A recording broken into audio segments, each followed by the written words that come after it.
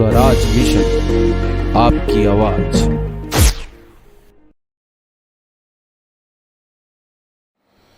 नमस्कार, मैं प्रकाश पुंज पांडे और आप देख रहे हैं स्वराज मिशन पे द पीपी शो।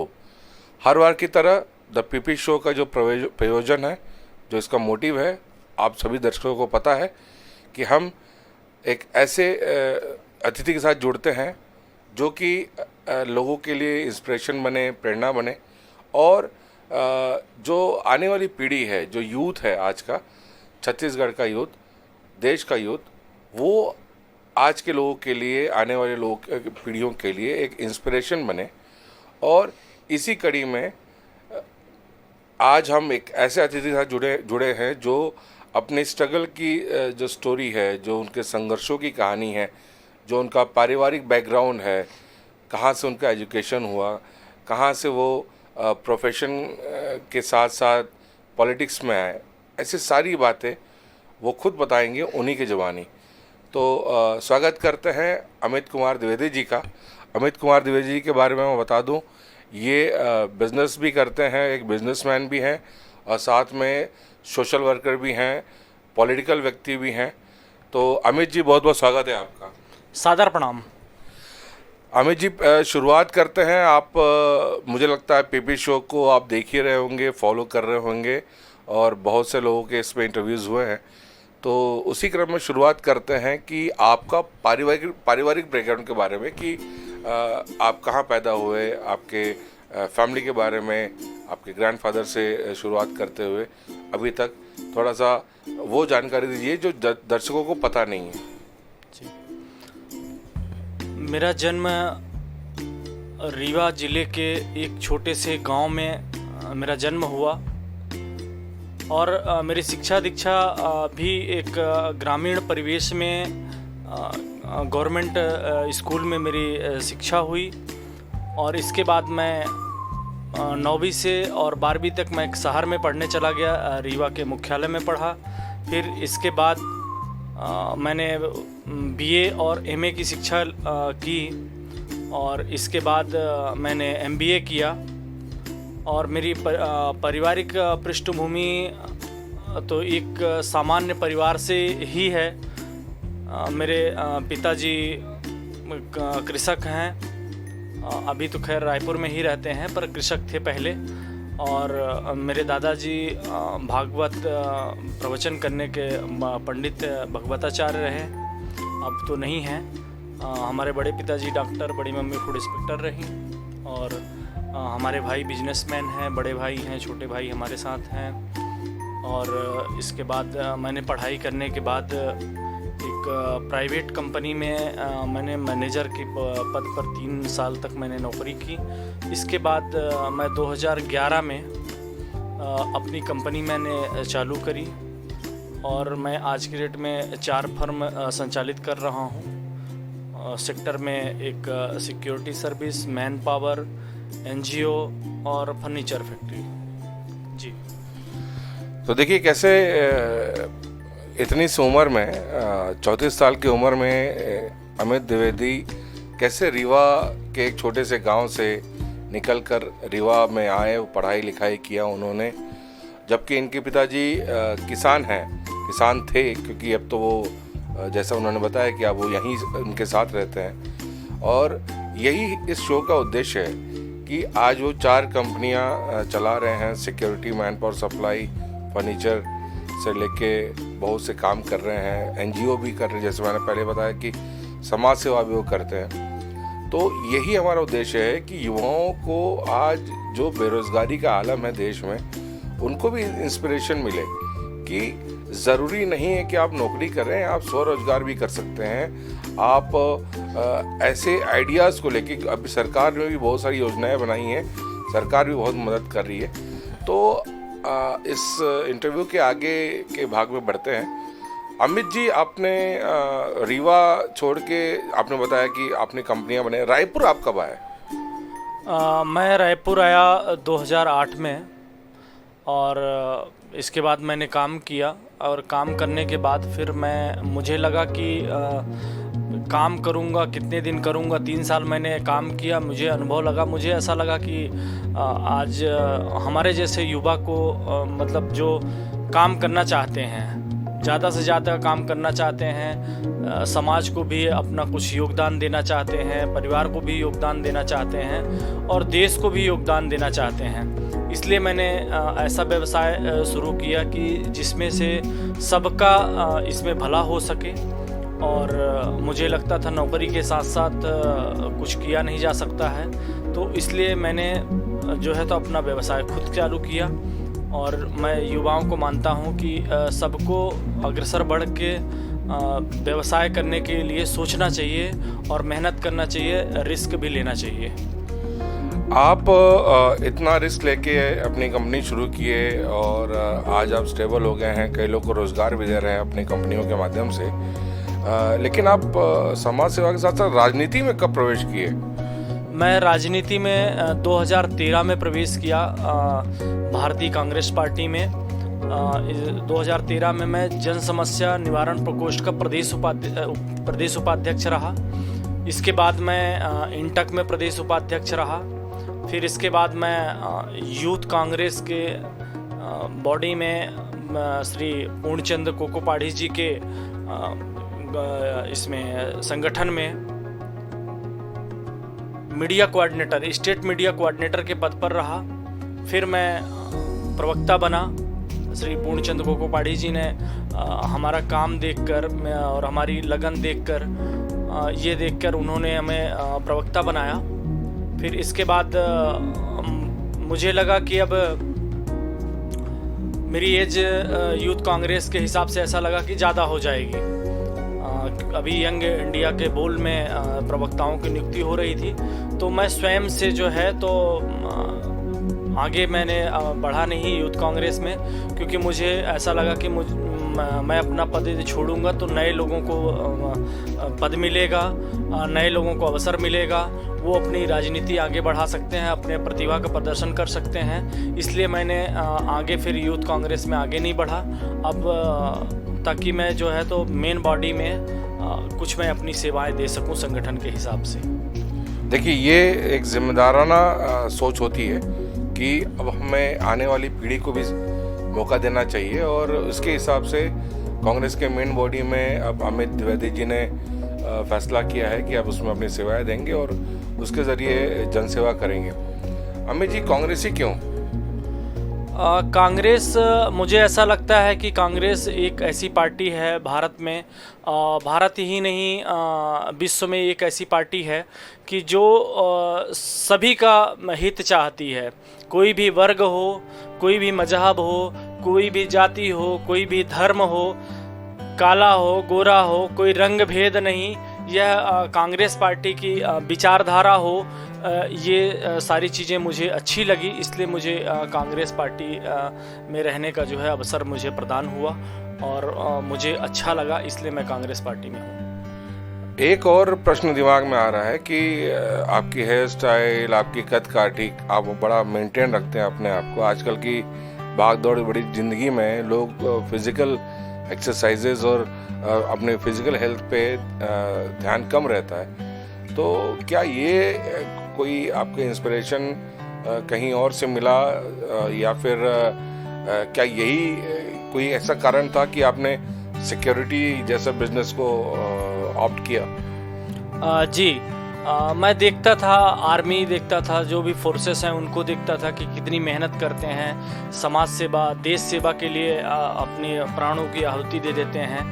तो मुझे ऐसा लगा कि मैं वहाँ तो नहीं जा सका, क्योंकि मुझे यहाँ भी बहुत सारे काम करने थे, और ना जाने के कारण मुझे ऐसा लगा कि मैं यहाँ भी बहुत अच्छा काम कर सकता हूँ, और इसलिए मैंने ये काम चुना। और जहाँ तक आपने फिटनेस की बात की, तो उसके लिए मैं बहुत कुछ ज़्यादा मेहनत नहीं करता हूँ। हाँ, ये है कि थोड़ा सा खान पान पे मैं ध्यान देता हूँ। सुबह का जैसे भी होता ब्रेकफास्ट होता है, तो आजकल जो लोग होते हैं कि ज़्यादातर फास्ट फूड वगैरह, ये वो तेल वगैरह बहुत ज़्यादा यूज़ करते हैं। सुबह का जो नाश्ता होता है, तो उसमें मैं चने का उपयोग करता हूँ। मैं 2008 से चना और मूंग और मूंगफली, ये तीनों का मिश्रण करके रात को जो मिश्रण करके उनको भिगोया जाता है, सुबह जो है उसको साफ़ करके धुलाई करके इसके बाद वही मेरा ब्रेकफास्ट होता है और दिन भर के रूटीन में रहता है। ज़्यादातर मैं कूदता, मेरे ऐसे कोई नशे भी नहीं हैं। और रात को भी ऐसा होता है कि मैं वॉक करता हूँ लगभग 7 से 8 किलोमीटर मैं पर डे मैं वॉक करता हूँ। यदि मान लीजिए मैं किसी कारणवश घर 11 बजे रात पहुँचता हूँ अपनी इस व्यस्तता के कारण, तो फिर भी मैं 1.5 से 2 घंटे जो है तो वॉक करता हूँ रात में भी। देखिए कितना बड़ा तपस्या है। यही कारण है फिटनेस का कि डाइट कंट्रोल करना और शारीरिक मेहनत करना। वॉकिंग एक बहुत अच्छी एक्सरसाइज है। इसके साथ साथ आपका स्टेमिना भी बढ़ता है। कार्डियक डिजीज़ होती हैं, हृदय से संबंधित जो बीमारियां होती हैं वो भी हमारे पास नहीं आती हैं। तो ये एक बहुत बड़ा तपस्या होता है। ये उदाहरण होता है कि कैसे अपने आप को मेंटेन करना। और इनकी प्रैक्टिस अगर 34 साल में ये है तो यकीनन आगे जाके ये उस चीज़ को हमेशा कंटिन्यू कर पाएंगे। अमित जी, कोविड का दौर चला 2020 से 2000 अभी भी चल रहा है, तो इसमें आपका व्यापार कितना प्रभावित हुआ? क्योंकि पूरा देश लॉकडाउन में था, छत्तीसगढ़ में भी कई बार लॉकडाउन की स्थिति बनी और लॉकडाउन लगा भी। और ऊपर से जो आप चूँकि आपका काम ऐसा है कि जो लोग आपके बाहर से आते हैं आप उनको रोज़गार देते हैं, लोकल को भी रोज़गार देते हैं। तो जब कंपनियां बंद थी, फैक्ट्रियां बंद थी, ऑफिसेज बंद थे, तब आपके रोज़गार पे कितना फ़र्क पड़ा? देखिए, कोरोना काल में तो हमारे देश ही नहीं दुनिया में बहुत बड़ा प्रभाव पड़ा। हर बिजनेस में भी प्रभाव पड़ा, मगर हमारे बिजनेस में भी लगभग 80% का प्रभाव पड़ा। पर मैं कहूँ कि मैं सजग था, पहले से सजग था। और इन सब चीज़ों को समझने के बाद मुझे ऐसा लगा कि घर में नहीं बैठना चाहिए। तो मैं लोगों को ज़्यादा से ज़्यादा प्रेरित भी करता था कि जितना दूरियां बना के आप काम कर सको। क्योंकि हमारे काम में ऐसा था कि ज़्यादातर लोग बाहर से लोग काम करते हैं, घर से दूरी बना के लोग उनको हम या तो व्यवस्था करते हैं, उनकी हॉस्टल की व्यवस्था करते हैं या रुकने की व्यवस्था करते हैं। तो ऐसे हमारे पास काम करने वाले लोग होते हैं, तो उनके घर वाले उनको आने नहीं देते कि बाहर जाओगे नौकरी करोगे, तो इसलिए आने नहीं देते थे। मगर हम फिर भी उनको कॉन्फिडेंस में ला के और उनसे काम करवाते रहे और अच्छा परिणाम रहा कि हम ज़्यादातर लोगों को रोज़गार भी उससे दे पाए। और जो फैक्ट्रियां थी, जो असुरक्षा की भावना उसमें उत्पन्न होती, वो भी मेरे ख्याल से हद तक रुकी। और उसमें बाकी फोर्सेस हो, पुलिस बल का हो, इनका भी सहयोग होते रहा। क्योंकि एक हम पुलिस विभाग के एक बहुत अच्छे जो है तो अंग माने जाते हैं कि प्राइवेट सेक्टर में जहां हम पहुंच सकते हैं वहां वो नहीं पहुंचते हैं। तो हम उनका उनके काम को आधा करने की कोशिश किए, जहां तक हो सका तो हम अच्छा काम कर पाए। अमित जी, अंत में छत्तीसगढ़ के यूथ को, छत्तीसगढ़ के युवाओं को आपकी तरफ से क्या संदेश है? मैं छत्तीसगढ़ के युवाओं को कहूँगा कि जहाँ भी उनको नौकरी मिलती हो, उनके पढ़ाई के अनुसार, उनकी योग्यता के अनुसार उनको नौकरी करना चाहिए। नौकरी करने से बहुत अच्छा अनुभव प्राप्त होता है। अनुभव मिलने के बाद वो उनको जिस सेक्टर में लगे कि मुझे व्यापार करना है तो वो अच्छा व्यापार कर सकते हैं। क्योंकि हमारी छत्तीसगढ़ सरकार जो है, श्री भूपेश बघेल जी की सरकार जो है, आदरणीय बघेल जी ने युवाओं के लिए बहुत अच्छा योजना बनाया हुआ है। उद्योग में, हमारे छत्तीसगढ़ के उद्योग में बहुत सारी चीज़ें हैं कि जो सब्सिडाइड है, सब्सिडी दे रहे हैं कि युवाओं को आप रोजगार करिए। जिस प्रकार का आप रोजगार करना चाहेंगे उसमें हमारी छत्तीसगढ़ सरकार, श्री भूपेश बघेल जी की सरकार बहुत बड़ा अपना योगदान अदा कर रही है युवाओं को रोजगार देने के लिए।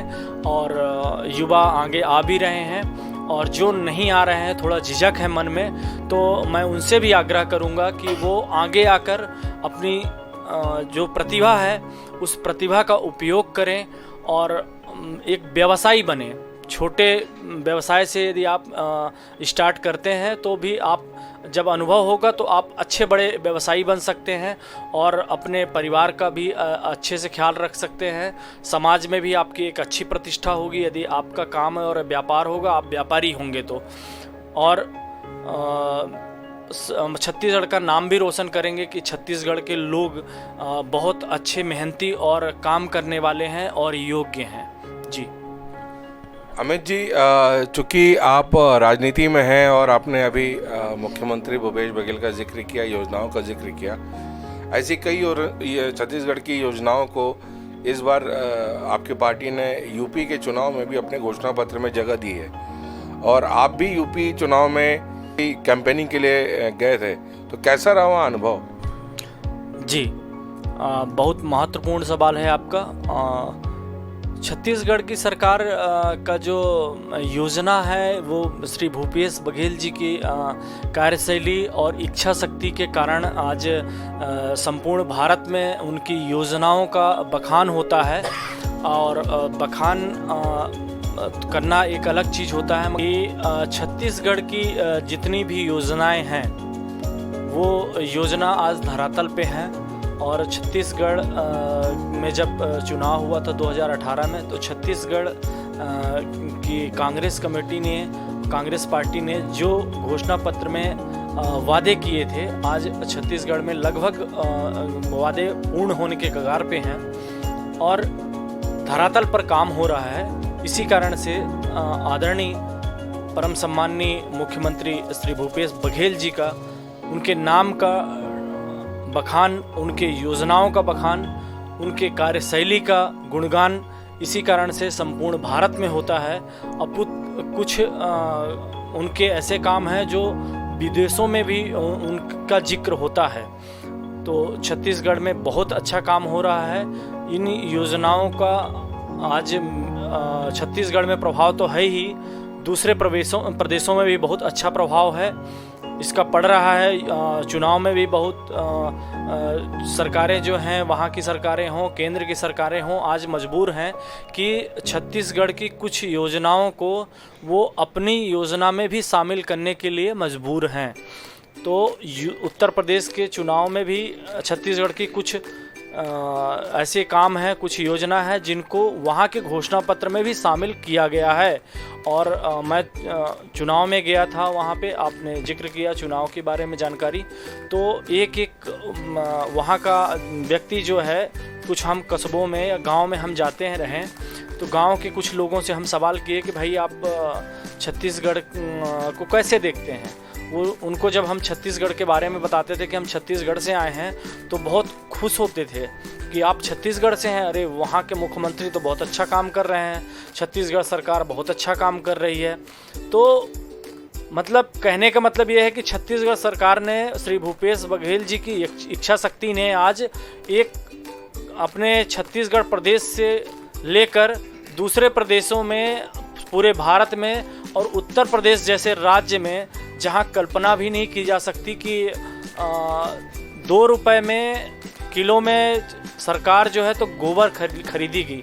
उत्तर प्रदेश के नागरिक कहते थे हमसे, जब भी मुलाकात हम करते थे, तो उनका कहना था कि इतनी छोटी छोटी जो बातें हैं जिसको व्यक्ति सोच भी नहीं सकता, सरकार की तो नज़र कभी गई ही नहीं और जा भी नहीं सकती है, वो ज़मीनी स्तर के नेता इसीलिए कहलाते हैं श्री भूपेश बघेल जी, कि इतना अच्छा छोटी छोटी योजनाओं को, जो लोगों से जुड़ी हुई समस्याएं हैं, उन समस्याओं को कैसे दूर करें, उनको कैसे आर्थिक रूप से मजबूत किया जा सके, उनको रोजगार कैसे दिया जा सके, उनको व्यापारी कैसे बनाया जा सके, उनकी योग्यता कैसे बढ़े, उनकी जानकारी कैसे बढ़े। श्री भूपेश बघेल जी इसमें बहुत अच्छा काम कर रहे हैं। और आपने सवाल किया उत्तर प्रदेश के चुनाव के बारे में, तो चुनाव की उत्तर प्रदेश की स्थिति बहुत अच्छी है। पहले से कांग्रेस पार्टी बहुत अच्छा प्रोग्रेस कर रही है और आदरणीय श्रीमती प्रियंका गांधी जी के नेतृत्व में बहुत अच्छा और बहुत ऊर्जा के साथ वहाँ का हर एक नागरिक चुनाव लड़ रहा है, मानो ऐसा वहाँ पे जोश दिख रहा है। तो प्रियंका गांधी जी ने जो अपना वहाँ पे एफर्ट्स दिया है, जो उन्होंने मेहनत करी है, जो लोगों को अपनी बातें बताई है कि हम क्या करने वाले हैं और हमारी सरकारें जिस राज्य में हैं वो कैसे काम कर रही हैं, वही काम हम लाके उत्तर प्रदेश में भी देंगे। उत्तर प्रदेश को भी एक सुदृढ़ राज्य बनाने के लिए आगे हम बढ़ेंगे। और सरकार का तो पता नहीं कि कैसे बनेगी, किनकी बनेगी, क्योंकि बहुत सारी पार्टियां हैं कि जो घोषणाएं तो बहुत कर रही हैं, पर पता नहीं। जनता आशीर्वाद मेरे ख्याल से कांग्रेस पार्टी को देने का मन बना चुकी है और बहुत अच्छा मतलब कि सोच है उनकी कि कांग्रेस पार्टी एक विचारधारा की पार्टी है, सभी समाज को, सभी वर्ग को लेके चलने वाली पार्टी है।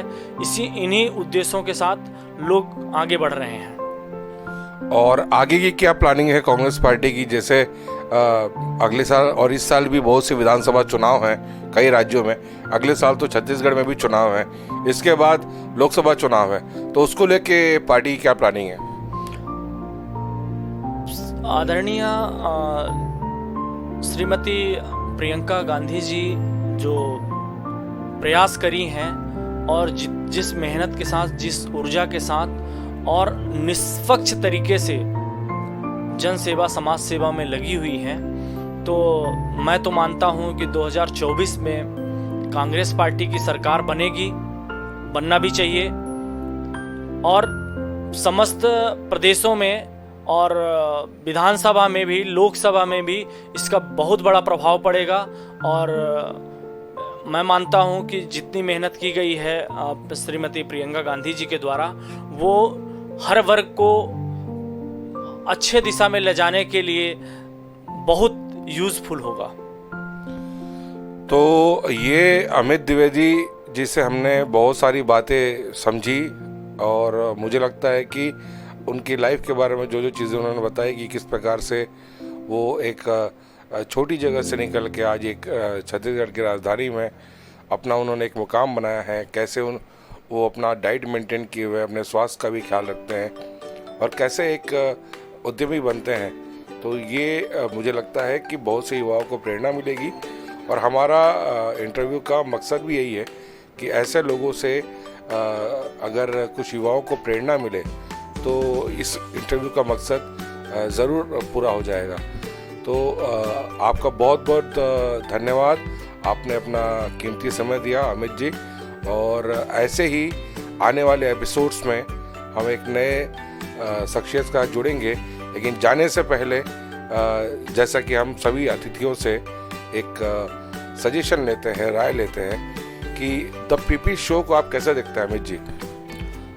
मैं मानता हूं कि पीपी शो जो आपका यह एक शो चालू हुआ, आपने एक बहुत ही बढ़िया जोश और ऊर्जा के साथ आपने इसका प्रारंभ किया है, तो ये मुझे लगता है कि बहुत अच्छा और जन जन तक निष्पक्ष तरीके से लोगों की बातें पहुंचेंगी, हर समाज तक पहुंचेंगी, हर जनमानस तक पहुंचेगी और इससे लोगों को एक प्रेरणा मिलेगी।